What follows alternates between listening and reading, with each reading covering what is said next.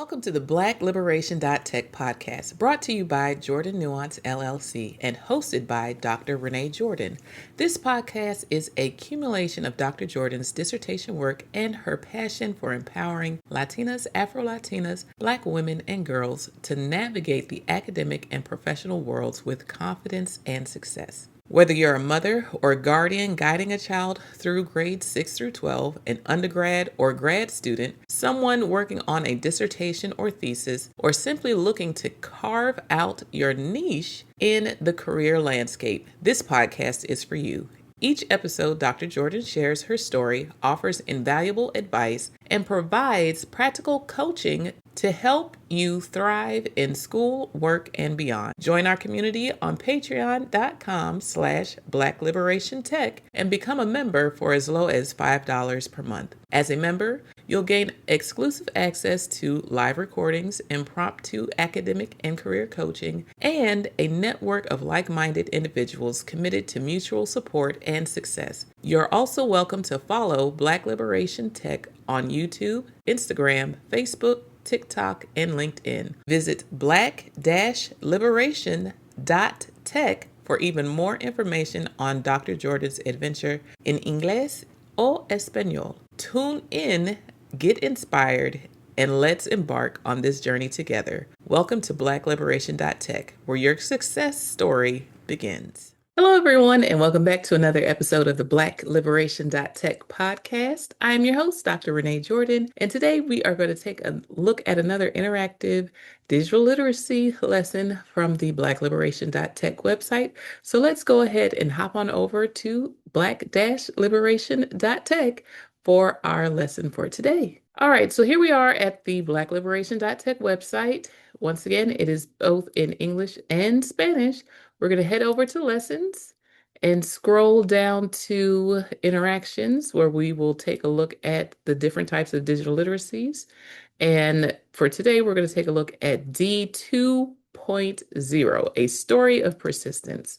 And with many of the lessons, this lesson starts off with a story. So let's go ahead and get started. Here we have an image that was generated by ChatGPT.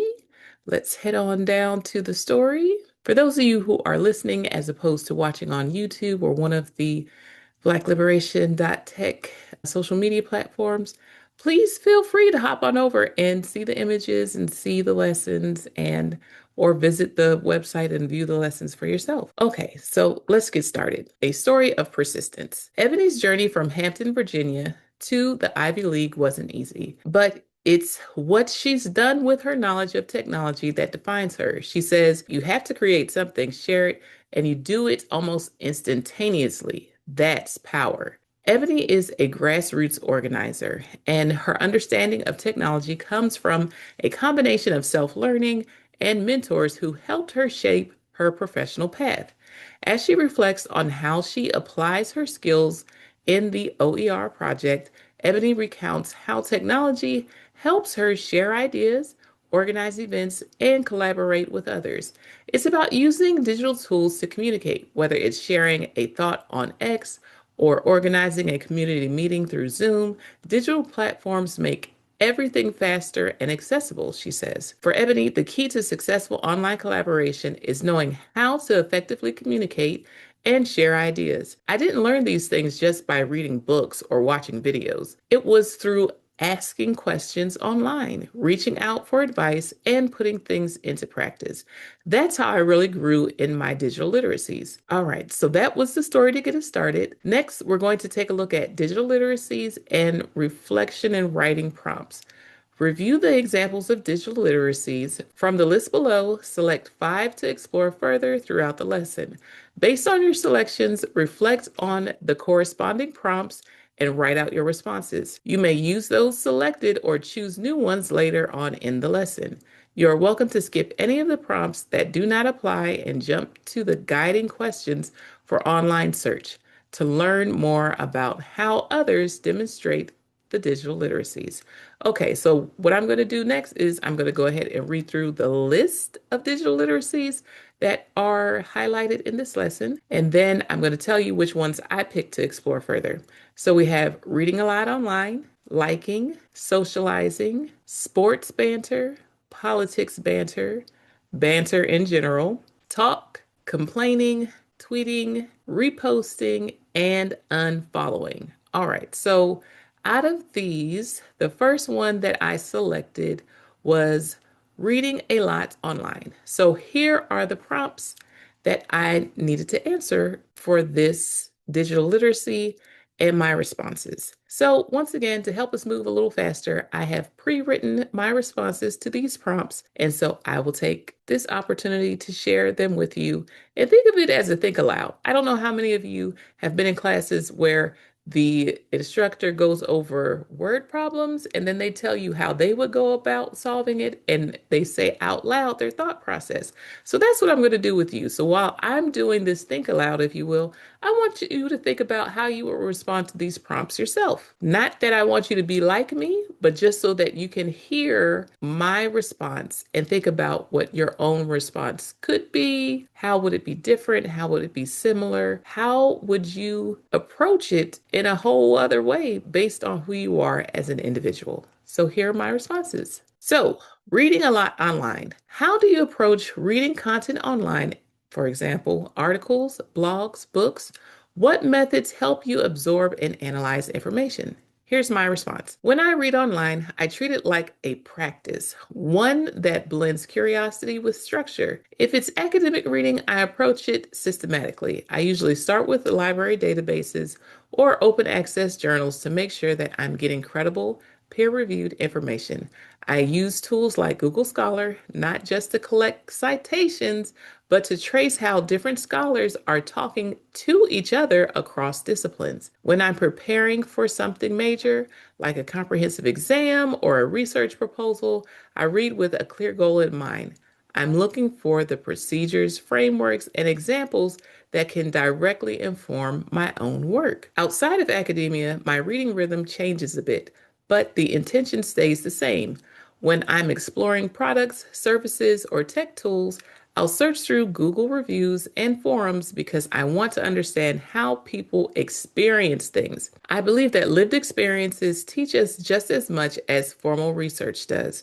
I also make time for personal reading, like when I read Becoming by Michelle Obama, because books like that pour back into me and remind me that reflection is part of growth. When I'm analyzing what I read, I always have a pen nearby. I'll mark up the margins with questions that pop into my head, and those questions often become prompts for writing or class discussions later. I like to chunk information into small, manageable sections rather than just copying text. It helps me process ideas and see where they connect.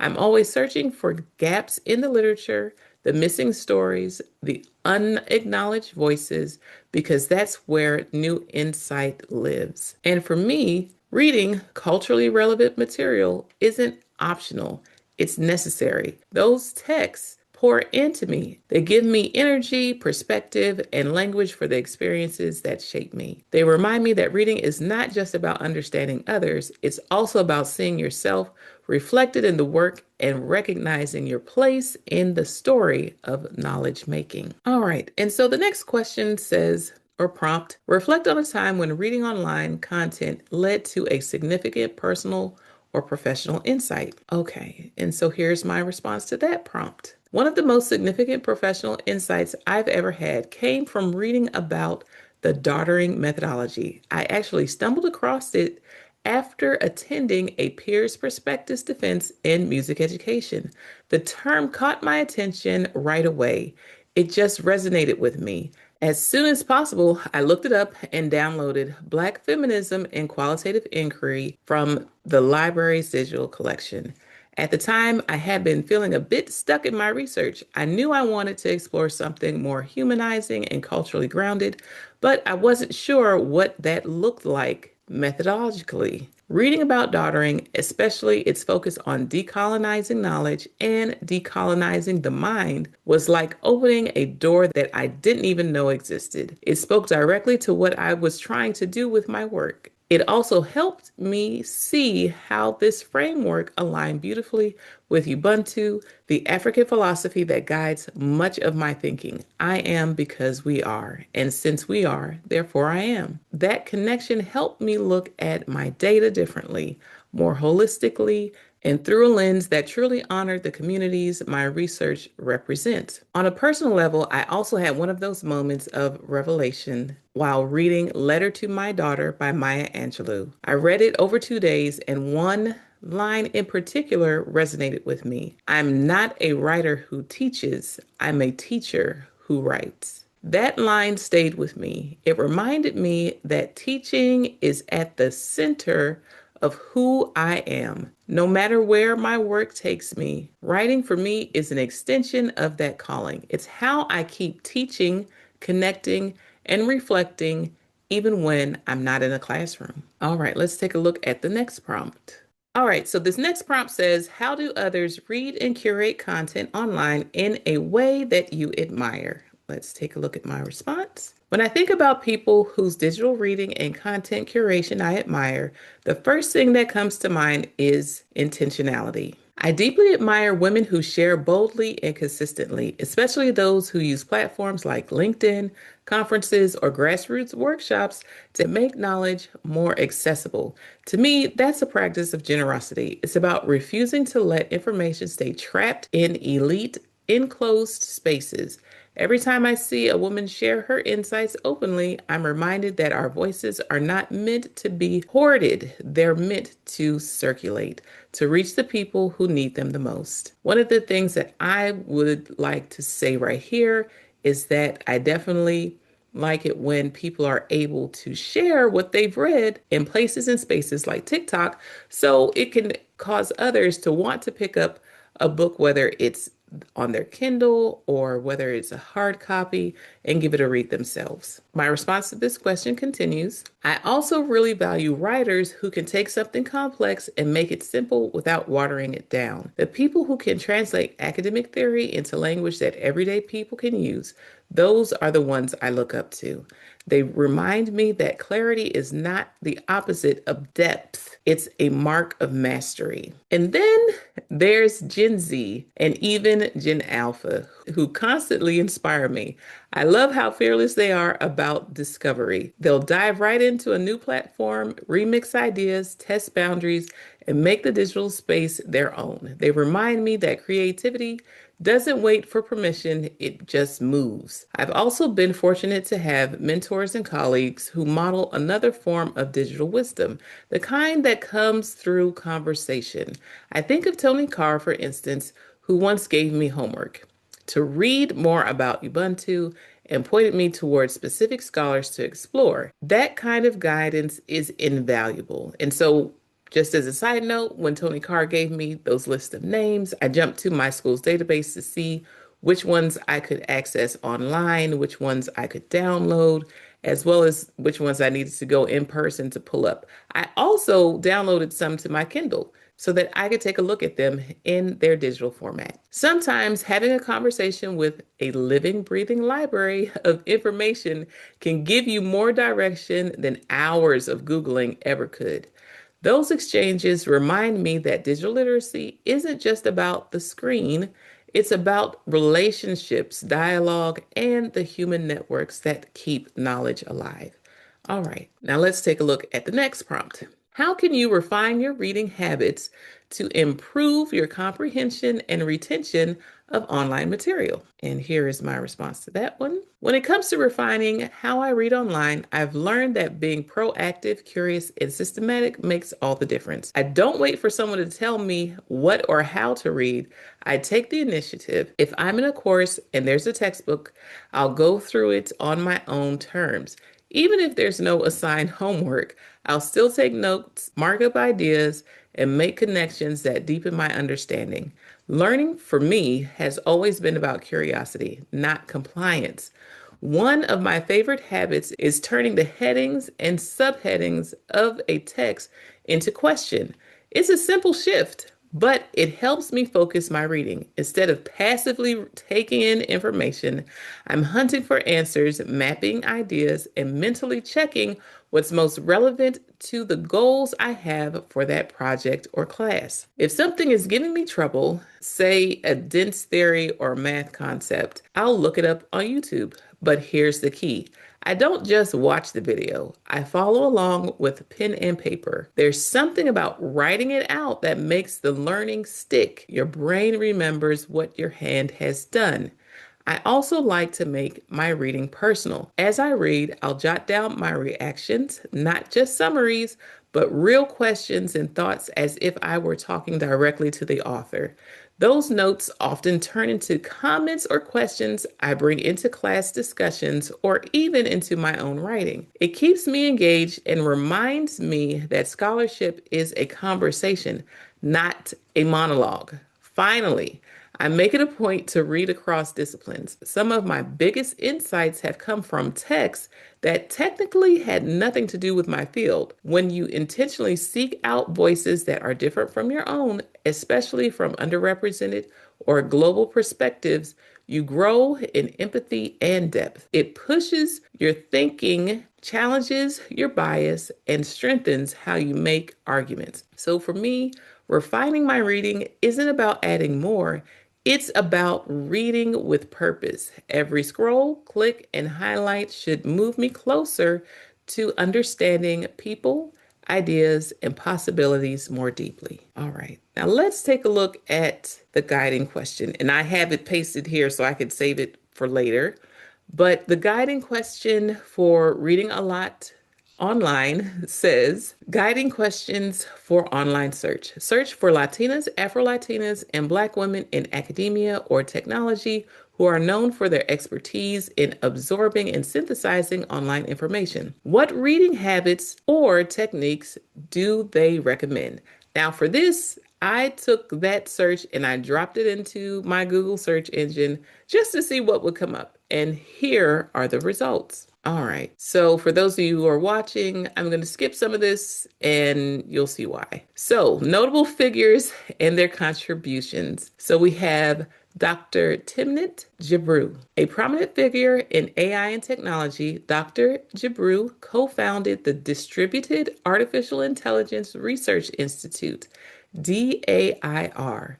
Through her work, she synthesizes complex technical information with social justice issues, making her known for ethical AI research, drawing on diverse sources to identify and explain bias in large language models, and community-rooted research, emphasizing methods that counter the traditional centralized influence of big tech and AI development. All right, the next person is Dr. Joy Buolamwini. As the founder of the Algorithmic Justice League, Dr. Buolamwini gained fame for her research on algorithmic bias. Her recommendations for synthesizing information, which she demonstrates in her work, include interdisciplinary synthesis, combining technical analysis of AI with social and artistic methods to make complex issues accessible to a wider audience. Critical evaluation, highlighting the social implications of technology and challenging the uncritical acceptance of data and code. All right, we're going to move on to the next person, Ruha Benjamin. A professor of African American Studies at Princeton University, Benjamin founded the Ida B. Wells Justice Data Lab. Her approach to information synthesis in her research focuses on the social dimensions of technology, analyzing how science and tech intersect with issues of race and social justice. Data for good, using data and online information to produce knowledge that serves communities, a practice central to the lab's mission. Recommended reading and synthesis technique. The reading and synthesis habits recommended by these and other digital literacy experts emphasize a critical and purposeful approach, including 1. Practice critical digital literacy. Move beyond simply consuming online content and actively question its source, intent, and accuracy. This involves questioning authority, so evaluate who is creating the information and what their potential bias or motivations might be. Cross-checking. Compare information from multiple sources, especially for conversational topics, to ensure accuracy and a balanced perspective. Looking for patterns. In both fiction and nonfiction texts, pay attention to repeated words, themes, and images to identify author's main message. Now, I've said this before, but these are the results from my search. Your search may come up a little different based on your search history. Perhaps some of the same people show up, perhaps a completely new set of folks show up. But at any rate, I want to encourage you to not only look this information up for yourself, but also verify it. I'm doing a Google search, and these are the responses that came up as a result of the AI option, if you will, to the search results. See what your results say, and then check them against other resources. Go to another source. Go to the actual organizations or institutions that the search tells you to see if it verifies with them what it's stating here. Okay, synthesize with purpose. Synthesize information with a clear objective, whether for academic research or social advocacy. Define your purpose. Before you begin, identify what you want to achieve with the information you gather. Organize your notes. Use a table, metrics, or mind map to track your sources, their main arguments, and how they relate to your purpose. This makes comparing and contrasting easier. Connect the dots. Explicitly link the ideas and evidence from different sources in your writing. Use clear topic sentences and transitions to show how sources complement or contradict each other. Number 3, engage in reflective practice. Information synthesis is not just a technical process, but a reflective one. Ask why. Don't just absorb information. Ask why a particular perspective is being presented and why it matters. Reflect on your own bias. Acknowledge your own preconceptions and actively seek out diverse sources to challenge your existing beliefs and broaden your understanding. Practice with others. Engage in discussions with others to share insights and questions, gaining valuable input and exposing yourself to different viewpoints. Number 4, for experts like Dr. Joy Bulamwini, combining information is a creative act that can involve art and advocacy, not just academic writing. Other creative synthesis strategies include use diverse tools, utilize digital tools for organization, but don't be afraid to use analog methods like free writing or journaling to explore your ideas and reactions. Incorporate different formats. Don't limit yourself to text. Acknowledge and integrate information from videos, podcasts, and other formats that are increasingly central to online life. By adopting these habits, you can follow the example of leading figures like Jibru, Bulawini, and Benjamin by moving from simple information gathering to critical, ethical, and purposeful knowledge creation. All right, so that is what I have for that one. So now we're going to take a look at the next digital literacy that I explored in this lesson, socializing. How do you use digital tools for socializing? For example, networking, chatting, making friends. Okay, and here is my response. For me, digital tools serve two main purposes: strategic networking and staying connected to my people. On the professional side, I use platforms like LinkedIn and academic networks as spaces for both visibility and connection. They're not just about posting achievements, they're about building relationships and sharing knowledge. I use those spaces to spread awareness about my mission, offer advice on navigating careers in school, and connecting with others who are doing work aligned with mine. I found that showing up consistently and sharing my journey through my blog and podcast allows me to leave a kind of digital breadcrumb trail, something others can follow, reflect on, and maybe even use as a guide for their own path. But beyond networking, I also think about socializing as community care. For instance, I regularly text nieces, sometimes just to check in, other times to share advice or encouragement. It's a simple act, but it keeps that intergenerational connection alive. So, like I said, I text my nieces. I actually text them every Sunday. And one of the questions that I ask them is, do they have any adventures? And I also share my adventures from the week.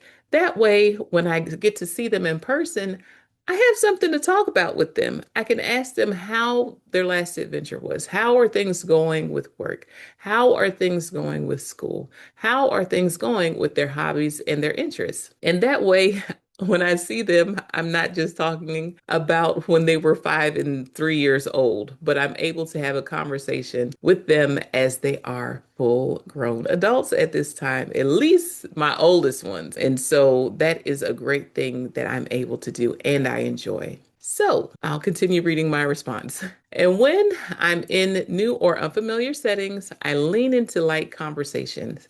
Talking about things like the weather, traffic, or even a graduation countdown might seem small, but it opens the door for more meaningful exchange later. It's a part of learning how to navigate different social environments without forcing connection. Even if professional spaces like conferences, I think about socializing as part of the work of community building. Whether I'm moderating a session or facilitating a panel, I'm creating space for dialogue, helping others feel seen, heard, and included. That's networking at its best. It's relational, not transactional. Okay, now one thing I want to say about this is that you might ask, Dr. Jordan, I thought you were talking about socializing online. Well, in order to socialize online, you have to be sociable in person. And so a lot of the times what happens is that connection that I make in person, I take it over into my online network, for example, LinkedIn.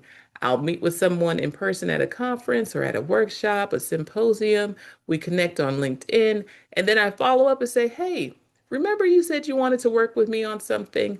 When do you have time next week to chat? Here are some times that work for me. Perhaps we can jump on a Zoom call and just discuss the possibilities or discuss where we are and see if there's another connection that can be made as a result. All right, now the next prompt says, think about a time when socializing online led to a meaningful connection. How did you approach it? Okay. So here's my response to that prompt. One of the most meaningful connections I made online came at a moment when I was completely stuck during my doctoral studies. I was knee deep in my dissertation and struggling to figure out the right method of data analysis for one of my research questions. I got to the point where I literally had a headache trying to make sense of it all. In that moment, I remembered something simple but powerful. Two heads are better than one. So I decided to reach out. I texted a friend first just to get my thoughts moving. And then I called another friend, Dr. Rebecca, who had already earned her PhD and was familiar with the process I was navigating. That call changed everything. She didn't give me the answer directly, but she gave me space to think out loud. I talked through my theoretical framework, methodology, and data sources. And somewhere in that conversation, the answer revealed itself: multimodal analysis.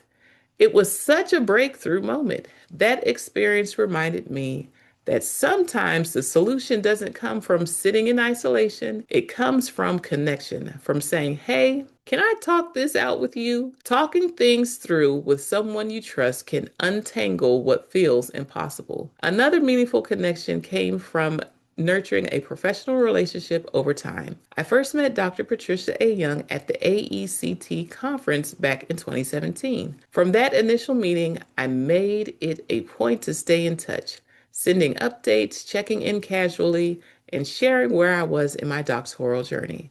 That steady communication built trust and rapport. And eventually, her feedback and insights helped me clarify my direction and strengthen my work. What I learned from both experiences is that online socialization doesn't always have to be transactional or immediate. Sometimes it's about planting seeds of connection, seeds that grow into mentorship, collaboration, or simply encouragement when you need it most. Okay, let's take a look at the next prompt. What methods do others use to socialize online in a way that you find positive and constructive? Okay, so here's my response to that. When I think about how others socialize online in ways that feel genuinely positive and grounded, three things always stand out to me. Amplification, accessibility, and mental well being. First, I really admire people, especially women, who share boldly and consistently. I'm drawn to those who use their voices to amplify ideas, not gatekeep them. Whether they're posting on LinkedIn, leading workshops, or giving talks, they make knowledge accessible. They don't hoard what they've learned behind paywalls or prestige. They put it out there so others can benefit. I love seeing someone take a deep dive podcast or long form talk and transform it into a 60-second clip that someone else can absorb between classes or during a lunch break. That kind of micro sharing is powerful. It meets people where they are. Then there's community. I've seen how much strength and resilience comes from networks built by Latinas, Afro Latinas, and Black women in professional and academic spaces. There's a quiet kind of brilliance in the way we look out for each other, sharing funding leads, reviewing drafts, sending encouragement before a big presentation. In some spaces, they turn what could be isolating, especially in academia, into something affirming and sustaining. And lastly, I deeply respect people who navigate digital spaces with intentionality. They know that not everything needs to be shared. I've learned from them that it's okay to have close friends in real life who aren't your followers online. That boundary doesn't make the friendship any less real, it just keeps it healthier. I think that's such a wise approach, especially in a world where social media often blurs those lines. The people I admire most remind me that digital engagement can be freeing when it's rooted in purpose and care. It's not about constant visibility, it's about showing up in ways that align with your values, your energy, and your peace. Let's take a look at the next prompt. How can you improve your digital socializing skills to build stronger relationships and networks? Okay, so for me, improving how I connect with people online really comes down to being intentional about outreach, communication, and care. The first thing I've learned is that consistency matters. If I reach out to someone, a mentor, a colleague, or even a potential collaborator, I make it a point to follow up, to check in. It doesn't have to be every week, but I try to touch base every month or quarter just to keep the relationship alive. A simple, how are things going? Or I read your recent article and thought it was brilliant goes a long way. It's about being genuine and observant, not performative. People remember warmth and sincerity more than titles and credentials. I also believe deeply in reciprocity. You can't just take, you have to give back. I make an effort to ask, how can I support what you're doing? Whether that's sharing a call for proposals, amplifying someone's talk, or even sending a quick note of encouragement. Those gestures build trust. And I've seen that paying it forward creates what I call a resource trail, something others can follow and build from. Another big one for me is setting boundaries and managing my digital environment. Social media can be powerful, but it can also be draining if you're not intentional.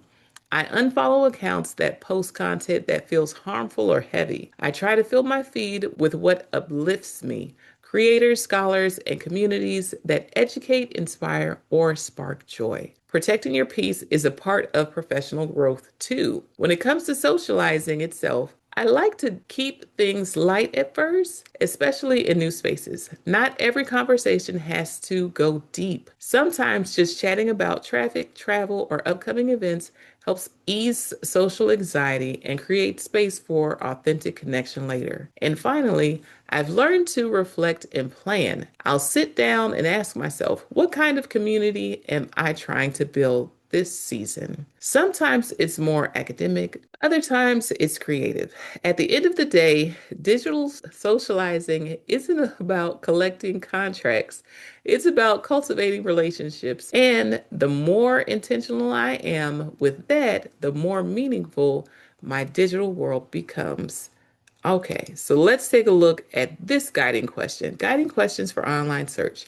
Look for Latinas, Afro Latinas, and Black women in the tech or creative industries who use socializing online to expand their networks. What socializing platforms do they use to connect? Okay, so let's take a look at the response. Latinas, Afro-Latinas, and Black women in tech and creative industries use a mix of traditional social media and private community-based platforms to expand their networks.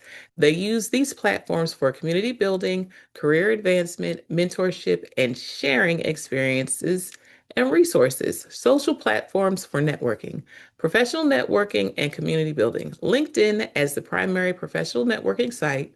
LinkedIn is essential for women of color in tech and creative fields. It allows them to connect with peers, find job opportunities, and engage with industry leaders. Facebook. Many organizations use private Facebook groups to create safe, curated spaces for women of color in tech. The Latinas in Tech Facebook group, for example, is used for sharing ideas, job opportunities, and event information. Slack. Private Slack communities, such as those for La Nueva Link, provide a space for Latinx creative professionals to network, share resources, and discuss industry insight. WhatsApp. Some groups like Black Women in Entertainment, BWIE, have started private WhatsApp groups to organize and mobilize large networks. Content creation and personal branding. Instagram. This platform is widely used by women in both tech and creative fields for networking. They use it to share professional experiences, showcase their personal brands, and build a strong, accessible community. Groups like Latinas in Tech and influencers like Afro-Dominican writer Elizabeth Acevedo also use Instagram to reach their networks. TikTok.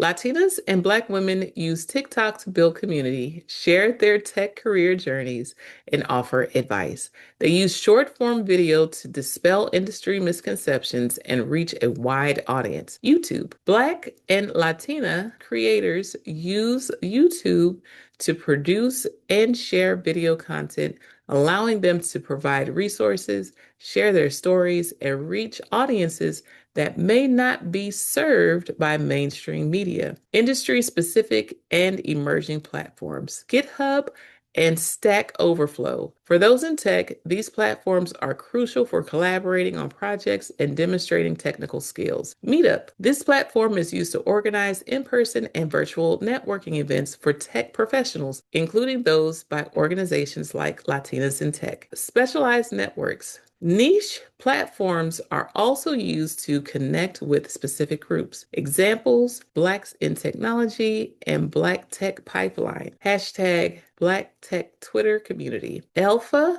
for Women in Tech. Caribbean in Transit for Caribbean and African diaspora creatives. Strategies for effective online networking. In addition to using specific platforms, these professionals also use effective online strategies. Influencer collaborations. Partnering with influencers is a common tactic, particularly for entrepreneurs, to increase visibility and credibility within their communities. Branded content and storytelling. Sharing personal journeys and behind the scenes content on platforms like Instagram build trust and engagement with their networks.